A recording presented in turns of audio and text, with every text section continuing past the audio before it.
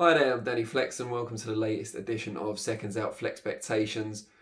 We look ahead to important fights and developments in boxing, and this Thursday, we're here every Thursday 4:30 p.m, is no different as boxing finally makes its return to the UK, with Frank Warren being first to go, staging a show at BT Sports Studios in Stratford, London, Friday night, tomorrow night, live on BT Sport.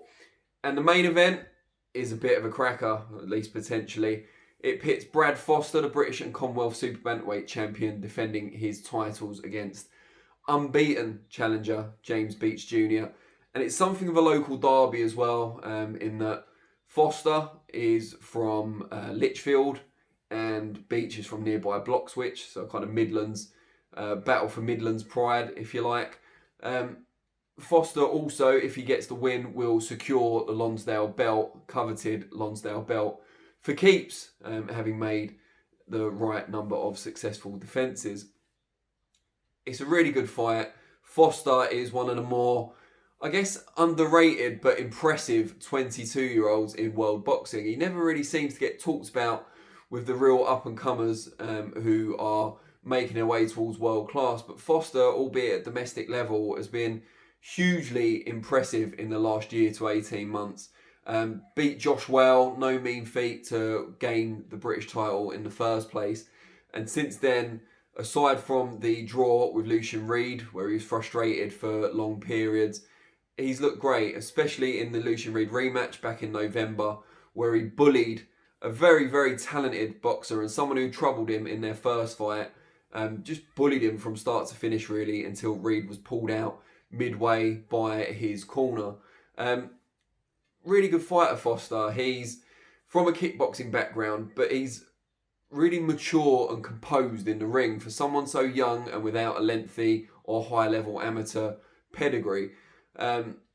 Straight shots, very, very good. All the fundamentals are there. His footwork's good, but he's very fast as well. And he's very aggressive. You rarely see him take a backward step, but it's intelligent pressure. He moves his head well. His shot selection's good, but he keeps it pretty basic. There's not a wide variety to his work, but he likes to throw the 1-2, dip down to the body, and just stays in the face of opponents who otherwise might be allowed to outmaneuver him, and that's certainly what he did against Lucian Reid. And I think that may be the game plan of James Beech Jr, who did have a much longer amateur career in the traditional code.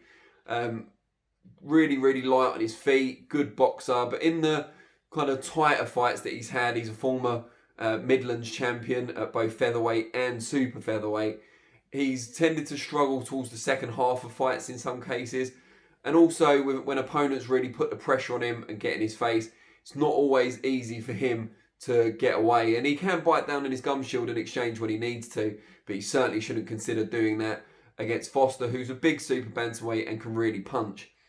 That's not to say Beech can't punch, but he's certainly not the bigger hitter in this fight. He may well be the bigger man. He's fought more. He's never actually made the super bantam limit, which is an interesting kind of side story. The closest he's come was about a quarter pound over, but even that was maybe 1 or 2 years ago now. So it's going to be interesting, having competed up at feather and super feather, how difficult he's going to find it to make that day before weigh-in later today at 122 pounds. And that could affect him certainly with Foster's accurate body shots and pressure.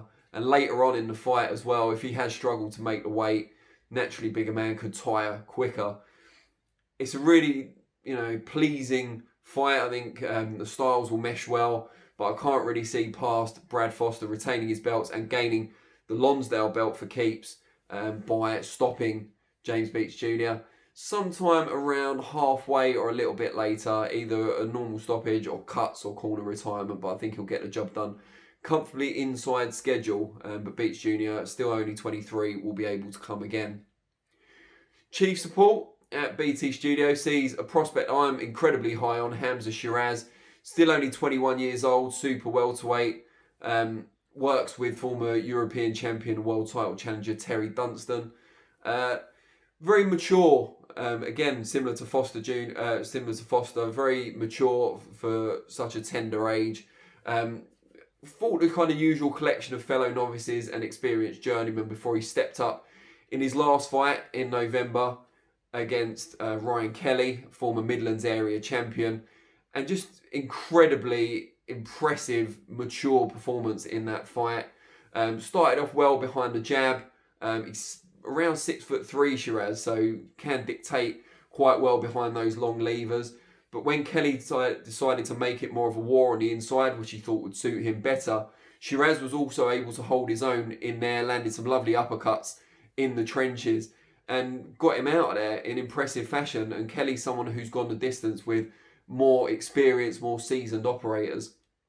So Sheeraz looks like the sort of guy who's versatile. He's got great attitude as well, always feels there's more he can learn, constantly in the gym, and even during lockdown was finding unique ways, and you'll see in the interview we've got on the channel, unique ways of managing to keep himself ticking over despite lacking the facilities. So ticks all the boxes so far. Paul Kean certainly won't come to lie down though. From Dundee, good fighter, only lost once, and that was very close, and there were mitigating circumstances as well. He was carrying an injury going into the training camp for that one.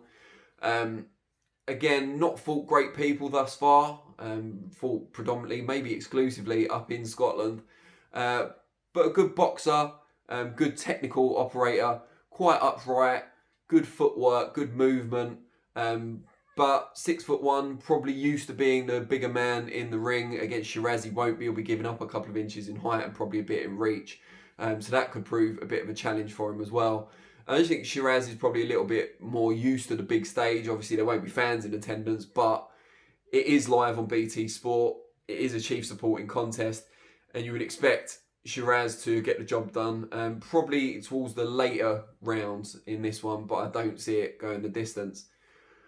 Then we've got the undercard. Now, it's not going to be highly competitive fights on the undercard. There's no point pretending otherwise, but it will show some young prospects taking the next formative steps in their career. One that I'm particularly excited about is heavyweight, the rookie monster, David Adelaide, someone who's sparred with Daniel Dubois in the past and given a good account of himself from what I've heard.